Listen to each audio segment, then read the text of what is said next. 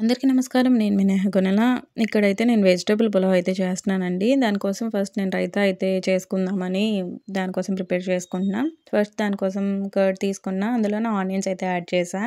Onions add చేసిన తర్వాత కొంచెం క్యారెట్ అండ్ కొత్తిమీర కూడా వేసుకున్నాను. ఇవన్నీ మంచిగా కొంచెం సాల్ట్ అయితే యాడ్ చేసుకొని అయితే మిక్స్ చేసేసుకున్నాను. క్యారెట్ వల్ల కలర్ అయితే లైట్ ఆరెంజ్‌లా అయితే మారింది. పొలం అంతా అయిపోయింది అన్న తర్వాతే రైతా చేశాను. కానీ ఇక్కడ ఫస్ట్ అయితే యాడ్ చేసేస్తున్నాను. ఇదొక పని అయిపోతది కదా అనేసని. ఆ తర్వాత ఇంకా మనం మొత్తం మన వెజిటబుల్ పులావ్ ప్రాసెస్ అయితే చెప్పుకోవచ్చు సింపుల్‌గా అనేసని. అండ్ దానికోసం అయితే ఫస్ట్ నేను కుక్కర్‌లో చేస్తున్నాను కాబట్టి కుక్కర్ అయితే పెట్టేసుకున్నాననమాట. కొంచెం హీట్ అయ్యే వరకు ఇంకా ఉంచాను. ఇప్పుడు ఇంట్లోనే రెడీ చేసుకున్న ఘీ ఉంది కదా! ఘీ అయితే యాడ్ చేసుకున్నాను. నేను ఫ్రిడ్జ్‌లో పెట్టేసి ఉంచుతానండి ఎక్కువ శాతం కాబట్టి ఇంకా అలా ఉంది.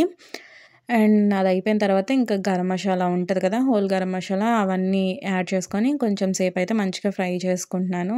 చిన్నగా చాప్ చేసిన జీడిపప్పు అయితే యాడ్ చేసుకున్నాను. ఇది మంచిగా ఫ్రై అయిపోయిన తర్వాత కొన్ని చాప్డ్ ఆనియన్స్ కొన్నొచ్చి జస్ట్ అలా చిన్న ఉల్లిపాయలు ఉంటాయి కదండీ! ఆ ఉల్లిపాయలు అలానే యాడ్ చేశాననమాట. అవి చాలా బావుంటాయి. అండ్ మంచిగా ఇప్పుడే కోసుకొచ్చిన కరివేపాకు ఇది కూడా యాడ్ చేసుకొని ఫ్రై అయితే చేసేసుకుందాం. ఆ తర్వాత గ్రీన్ చిల్లీ ఇవన్నీ మంచిగా ఫ్రై అయ్యే వరకు అలా ఫ్రై చేసుకుంటూ ఉన్నామనమాట. మనం డైరెక్ట్‌గా వేసాం కదా ఆనియన్స్ అవి కొంచెం మగ్గనిద్దామని. అవి కొంచెం ఇప్పుడైతే మగ్గిపోయాయి కదండీ! ఇప్పుడు మీకు నచ్చిన వెజిటబుల్స్ ఏవైనా సరే నేనైతే ఇక్కడ ఆలు అండ్ క్యారెట్ తీసుకున్నా. ఇంకా ఏమన్నా వెజిటబుల్స్ కూడా యాడ్ చేసుకోవచ్చు. నేను ప్రెజెంట్ అయితే వెజిటబుల్స్ ఇవే యాడ్ చేశా. ఆ తర్వాత కొంచెం కొత్తిమీర వేశా. నానబెట్టిన కాబూలి చనా ఉంటది కదా! అది కూడా వేశా. కొన్ని టొమాటోస్, తర్వాత మిల్ మేకర్ ఇలా వన్ బై వన్ వేసుకుంటూ ఫ్రై చేసుకుంటూనే మంచిగా సిమ్‌లో పెట్టేసి ఇట్లా వేశాననమాట. ఇవన్నీ వేసిన తర్వాత కొంచెం ఉప్పు, కారం అవన్నీ యాడ్ చేసుకున్నా. వైట్ కలర్‌గా ముక్కలుగా ఉంది కదా! అదొచ్చేసి కొబ్బరండి. కొబ్బరి, జీడిపప్పు, బాదం కచ్చపచ్చగా గ్రైండ్ చేసుకున్నాను. అలా గ్రైండ్ చేసుకున్న మిక్స్చర్‌ని కూడా వేసేసి మంచిగా రైస్‌ని వేసి అది కూడా ఫ్రై అయ్యే వరకు ఫ్రై చేశాననమాట కొంచెం. ఫ్రై అయిపోయిన తర్వాత ఇంకా దానికి తగినంత వాటర్ అయితే యాడ్ చేశాను.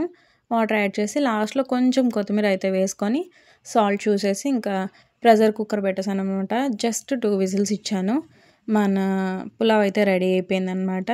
అండ్ నాకు పర్సనల్‌గా చాలా అంటే చాలా నచ్చింది ఇది. నేను ఎక్కువ మా పిల్లలకి అప్పటికప్పుడు చేయాలి అని అంటే ఇన్‌స్టంట్‌గా ఇలా అయితే చేసి పెడుతుంటాను. అండ్ ఇలానే కాదు పన్నీర్ విత్ మష్రూమ్ అలా చేస్తూ ఉంటాను. అలా డిఫరెంట్‌గా నా ఇష్టాన్ని బట్టి ఇంకా అలా చేస్తుంటా. మా పిల్లలు తినేదాన్ని బట్టి కూడా చూసుకొని.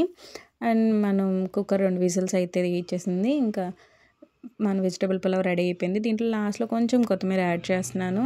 ఇంకా ఓవర్ స్పైసెస్ అవన్నీ నేనేమి యాడ్ చేయనండి. ఎక్కువ salt and chilli powder, spices ఇవన్నీ నేను చాలా తక్కువ యూజ్ చేస్తాననమాట. నాకు ఫస్ట్ కంఫర్ట్‌గా అనిపించదు తినడానికి. నెక్స్ట్ నా పిల్లలిద్దరికీ కూడా అదే అలవాటు కాబట్టి చిన్నప్పటి నుంచి వాళ్ళు కూడా ఎక్కువ స్పైసు ఇలాంటివన్నీ తినరనమాట. అండ్ మన పులావ్ రెడీ అయిపోయింది కాబట్టి ఇంకా ఇప్పుడైతే సర్వ్ చేసేసుకున్నాను. అండ్ కొత్తిమీర, ఈ క్యారెట్ ఇవన్నీ యాడ్ చేసుకొని మనం రైతా అయితే రెడీ చేసుకున్నాం కదా! అదే రైతా ఇంకా పక్కన సర్వ్ చేసుకొని జస్ట్ ఈ పులావ్ యాడ్ చేసుకున్నామంటే సరిపోతుందనమాట. చాలా టేస్ట్ అండ్ చాలా యమ్మీగా అనిపిస్తది. ఇంకేం కాంబినేషన్ అవసరం లేదు. అండ్ ఆనియన్స్ అవన్నీ కూడా తింటుంటే చాలా సాఫ్ట్‌గా అనిపిస్తాయన్నమాట. ఎవరికైనా తెలియకపోతే ఈ స్టైల్‌లో ఒకసారి అయితే ట్రై చేసేసేయండి. అండ్ ఈ వీడియో అందరికీ నచ్చిందని అనుకుంటున్నా. Thank you so much for watching. And మన ఛానల్ 1 సబ్స్క్రైబర్ అలా 111 రీచ్ అవుతుందండి. ప్రెజెంట్ ఇప్పుడైతే 82. నాకు చాలా హ్యాపీగా ఉంది. ఈ 82 మెంబర్స్ అన్న నాకు సపోర్ట్ ఉన్నారని. ప్రతి ఒక్కరికి పేరు పేరున థ్యాంక్స్ ఎవరైతే నాకు సపోర్ట్ చేశారో.